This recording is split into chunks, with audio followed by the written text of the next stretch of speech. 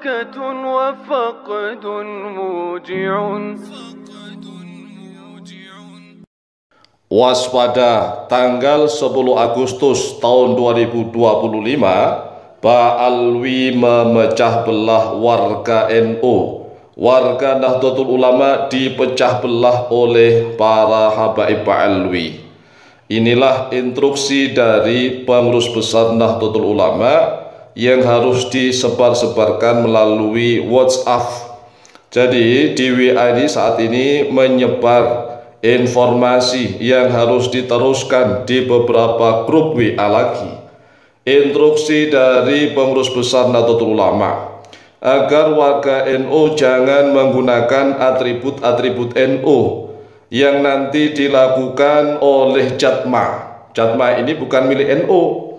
Jadi Habib Lutfi bin Yahya setelah tidak menjadi pengurus besar Jatman, Habib Lutfi mendirikan tandingan yaitu dengan organisasi Jatma.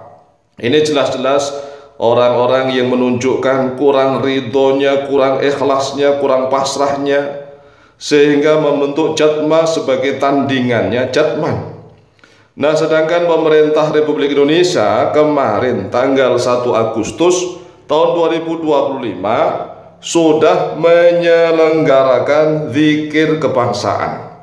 Bahkan yang diundang bukan hanya NU saja, bukan hanya Islam saja. Yang diundang adalah para tokoh-tokoh agama dari lintas agama, mulai dari Islam, Kristen, Katolik, Hindu, Buddha, Konghucu. Seluruh tokoh-tokoh agama diundang. Itu yang mengadakan adalah pemerintah secara resmi. Tapi mengapa nih para oknum-oknum habaib Pak Alwi atas nama Jatma nanti akan menggelar lagi dengan judul zikir kebangsaan dan ikrar kebangsaan? Nah, inilah cara-cara halus untuk memecah belah persatuan dan kesatuan. Walaupun toh judulnya zikir kebangsaan, bangsa yang dibawa-bawa, ikrar kebangsaan yang dijadikan tema, tetapi itu justru memecah belah kesatuan dan persatuan bangsa. Oleh sebab itulah pengurus besar Nahdlatul Ulama melalui pesan yang dilanjutkan di grup-grup WA menginstruksikan kepada seluruh warga NU. Nah, mungkin ini pengurus besar Nahdlatul Ulama sudah mulai sadar bahwa ternyata benar para oknum-oknum habaib Pak Alwi itulah yang memecah belah warga NU. Setelah Habib Lutfi tidak menjadi pengurus Jatman, Jam'iyah Ahli Thariqah Al-Mu'tabarah An-Nahdiyah, tetapi setelah itu mendirikan Jam'iyah tandingan, menandingi, jelas-jelas menandingi Jatman, yaitu dengan mendirikan Jatma. Jatma akhirnya adalah Ahlus Sunnah wal Jamaah, tidak An-Nahdiyah. Nah, Jam'iyah Ahli Thariqah Al-Mu'tabarah Ahlus Sunnah wal Jamaah ini semuanya begitu, tidak hanya yang dilindungi oleh NU. Ini berarti kan seolah-olah rebutan medan dakwah, rebutan ahli thariqah yang akan dilindungi oleh Jatmah ataukah oleh Jatman. Coba deh direnungkan, mengatasnamakan ahli thariqah, tetapi mengapa kelakuannya seperti ini? Pantaskah seperti itu?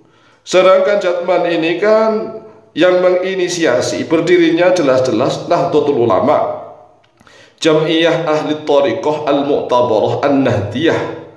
Nah, setelah Habib Lutfi tidak menjadi pengurus Jatman, kemudian mendirikan Jam'iyah tandingan yang sama, yaitu dengan nama Jatma tanpa huruf N di belakangnya. Karena huruf A di belakangnya itu lebih luas, yaitu Ahlus Sunnah wal Jamaah, tidak hanya NU.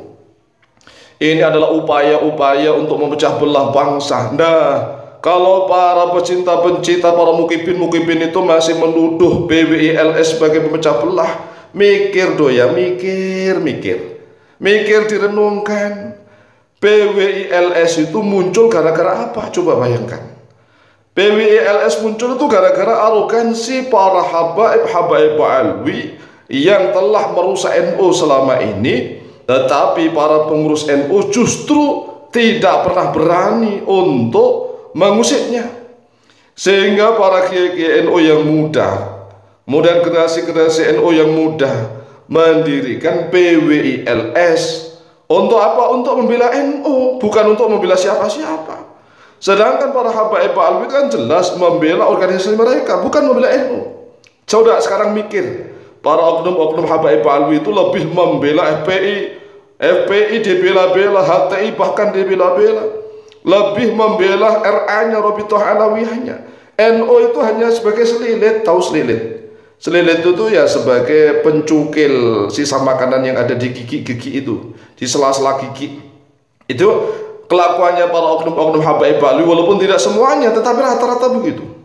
Oknum-oknum habaib Alwi itu rata-rata menjadikan NU sebagai selilit, ya selilit saja, mencukil-cukil sisa makanan. Oleh sebab itulah warga NU sudah saatnya sadar, bahkan pengurus besar Nahdlatul Ulama saatnya sadar. Memang zikir kebangsaan itu sudah sejak zaman Jokowi sudah ada, bahkan diadakan di istana. Ya, diadakan istana, dan kami juga pernah diundang, tapi kami nggak pernah datang ya. Kenapa? Itu rahasia kami. Nah, sekarang ini ada lagi zikir kebangsaan yang dilakukan oleh Presiden Prabowo Subianto, dan tanggal 1 kemarin sudah diadakan. Itu lintas agama mereka hadir bersama. Nah, nanti tanggal 10 ada lagi yang dipromotori oleh Jatma. Oleh sebetulnya seluruh warga Nahdien dan pengurus PCNU, MWJNU, Ranting NU, dan Banom di seluruh tanah air menyampaikan instruksi dari pengurus besar Nahdlatul Ulama, diberitahukan kepada seluruh warga NU menyikapi adanya rencana pengerahan massa untuk hadir di Istiqlal, Jakarta pada tanggal 10 Agustus tahun 2025 dalam acara Jatma yang dibungkus acara ikrar kebangsaan, di mana acara tersebut tidak ada kaitannya dengan organisasi NU dan bukan agenda resmi dari PBNU. Oleh karena itu, untuk semua warga masyarakat yang berencana menghadiri acara tersebut dilarang mengatasnamakan NU, dan dilarang mengatasnamakan Banom NU, dan dilarang membawa simbol-simbol NU. Demikian instruksi dan pemberitahuan ini disampaikan, semoga kita dapat menjaga NU dan bangsa Indonesia dari perpecahan. Sekian, harap maklum adanya dan harap diteruskan ke grup-grup WA. Nah, kami ini membuatnya di video, harap ini juga disebarkan video di kemana-mana. Kita harus mulai cerdik, cerdas, dan pandai bagaimana cara kita menjaga persatuan dan kesatuan. Kalau oknum-oknum habaib Alwi menggunakan acara-acara seolah-olah kebangsaan itu, ya tujuannya untuk kemuliaan mereka. Untuk kemuliaan mereka, tidak ada untuk kemuliaan bangsa Indonesia, itu nggak ada. Tetapi bangsa Indonesia selama ini memang dibodohin oleh mereka. Oleh sebab itulah sadar, wahai saudaraku, kaum muslim dan muslimat, dan saudaraku sebangsa setanah air Indonesia. Demikian. Selamat atas terlaksananya kegiatan deklarasi Jatma Aswaja pimpinan Mbah Lutfi bin Yahya. Mengapa saya sebut deklarasi? Karena memang itu dilakukan pasca terbentuknya organisasi Jatma dengan susunan pengurus yang sudah dibaca di Pekalongan lengkap, bersamaan dengan acara pengajian Liwonan atau apa itu, dan masih dalam ruang dalam tanda kutip tertutup, sehingga kegiatan di Istiqlal ini merupakan ujian terbuka. Sehingga di Istiqlal itu seperti membuka, memperkenalkan organisasi baru kepada publik, kepada masyarakat. Karena ini saya sebut bagian daripada deklarasi Jatma Aswaja. Tentu merupakan bagian dari ekspresi berpendapat, berserikat yang dilindungi undang-undang.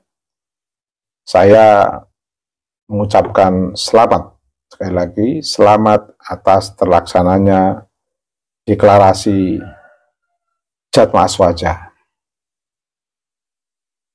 Dan penggunaan istilah deklarasi saya kira bisa difahami karena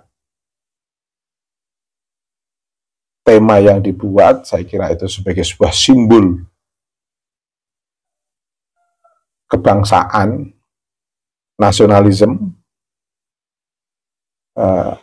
zikir kebangsaan, itu saya husnuzon bagian daripada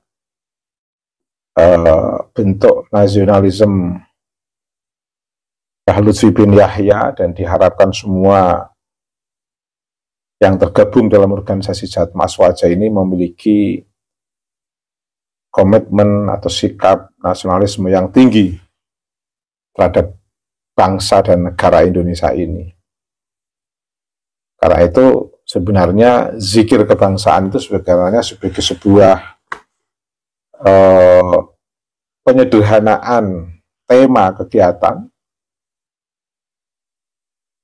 sebagai sebuah bahasa yang lembut, menjaga hati barangkali dari pihak-pihak yang dalam tanda kutip tidak berkenan dengan adanya istilah deklarasi, sehingga menyebut dengan istilah zikir kebangsaan.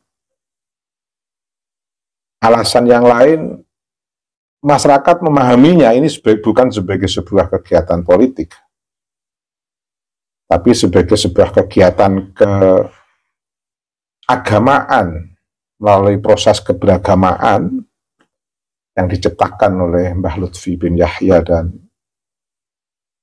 yang tergabung dalam organisasi ini. Sehingga nuansa religinya terasa.